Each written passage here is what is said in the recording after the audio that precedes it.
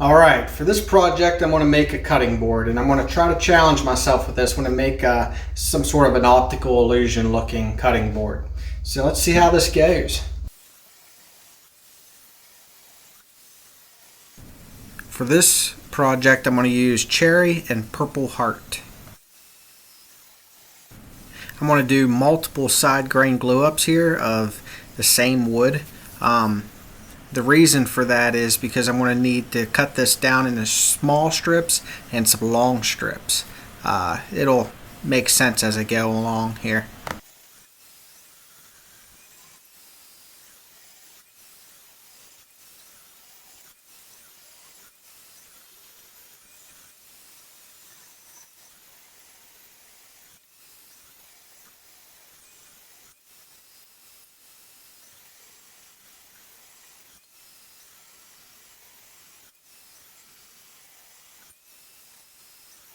For a table saw that looks like a kid's toy, it does pretty decent for me. But I still need to go visit the joiner with these pieces to make sure everything is perfectly flat. That way there is no spaces in my glue ups at all.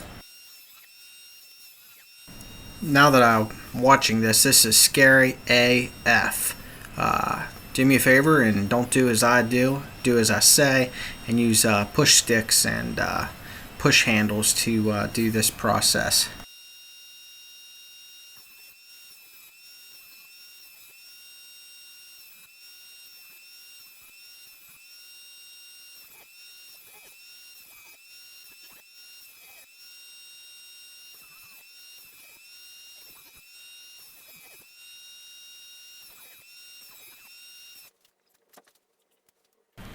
Alright, let's start gluing these things together.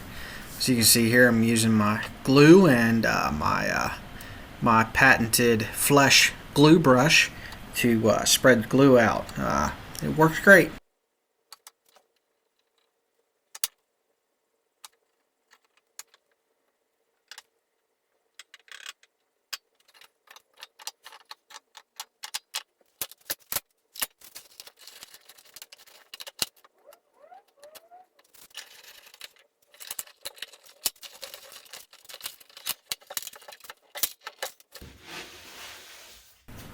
The nice thing about wood glue is with a wet washcloth you can just wipe it right off any surface you end up getting it on, just as long as you get to it before it dries.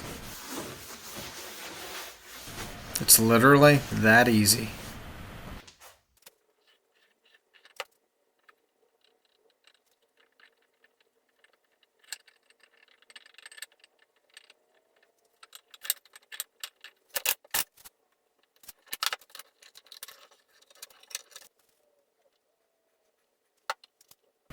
If only they invented like some sort of roller or a brush or something to do this with. You know, the flesh brush is pretty good, but yeah, it'd be a lot faster if they just invented something that spread the glue around for you. Between the glue ups, I like to use a card scraper or a chisel to scrape off the excess glue. It's fairly fast and it'll save your planer, joiner, whatever you're using a little bit of life if you do that.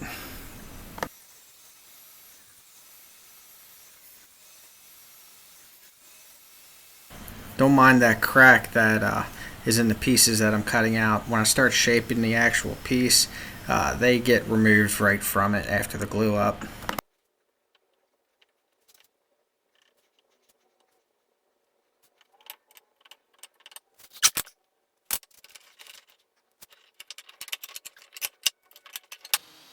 And here's where I get the opportunity to remove those cracked parts.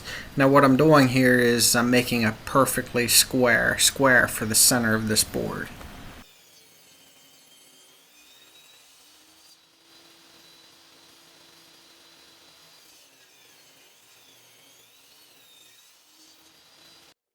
Now that my square is cut out, it's time to introduce some Purple Heart into this board. So I'm going to cut that out and I'm going to start making a lap around the board out of Purple Heart. You know, I'm starting to get used to the Flesh glue brush. It's not bad after all.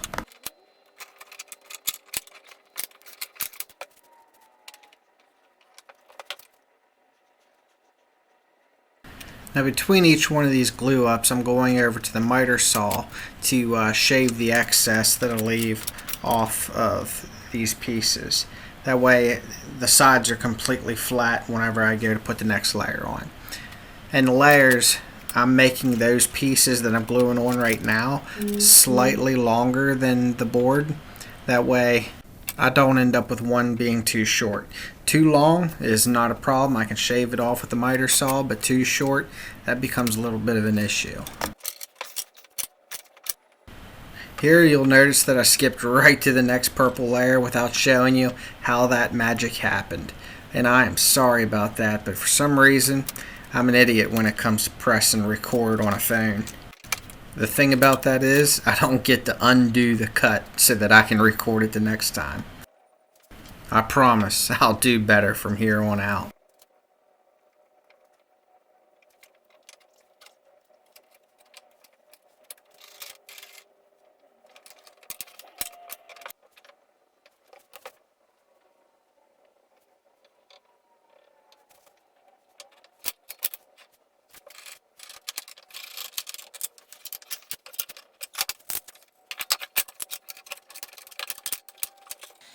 Alright, so this is where that magic happened.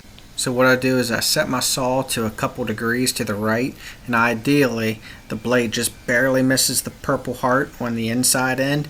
Then as I come out, it's just barely giving a haircut on the outside. Then I put my saw back to 0 degrees, and I put the end that I just cut up against the fence, and it'll repeat that exact angle on the next side. And then I repeat for the next two sides. That's how you make something that looks really complicated, by doing a few easy, simple steps.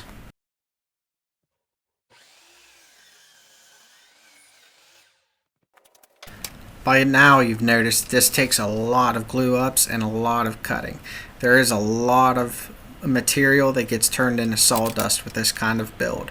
So you got to kind of account for that. You end up with probably a solid board foot or more of wood that just gets turned straight to sawdust.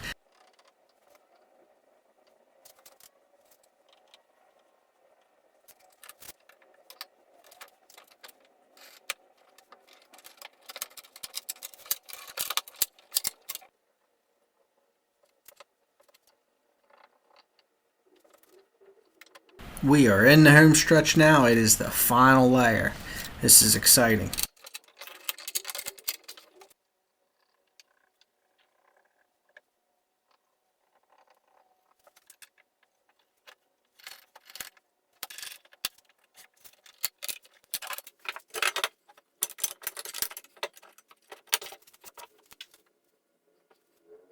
Now, wait a minute, what the heck am I doing now? I said in the last one that this was the final layer. Ah, now I know what it is. These are scrap pieces of wood that's going on each end. That way whenever I run it through my planer, it don't rip out the ends. Now what you're watching here is actually very terrifying. Let me explain why. End-grain boards are absolutely not supposed to go through a planer. The reason for that is that spinning head that cuts into the wood, sometimes when you run an end-grain board through there, it'll catch and grab that board and just shatter it to pieces. It just shoots parts out through the bottom of that thing and just destroys the board. Fortunately, it's somewhat rare that happens, and you can mitigate the risk of it by running really light passes. But due to my lack of a drum sander, this is how I have to roll. Then I just trim the anti-tear out pieces on a table saw. Instead of making you watch me sand for 40 minutes, I'll save you the time by speeding this up and cutting a bunch of this out. But what I'm doing here is I'm sanding from 80 grit to 120 to 240. And between each pass, I'm running a pencil line across the whole piece and sanding that pencil line off. I call that my keep 'em honest line, and make sure that I sand evenly across my board without missing any spots.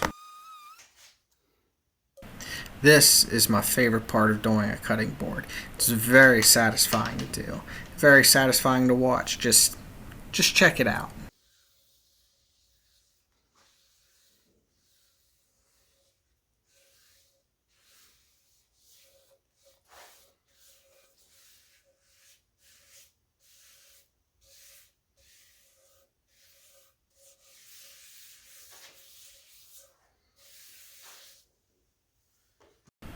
Alright, so that's how I managed to pull this one off. If you like that, please do me a favor and hit the like button. And if you want to see more videos like this, hit the subscribe button and hit that notification bell so you get notified the next time I post a video. Till next time, make something awesome.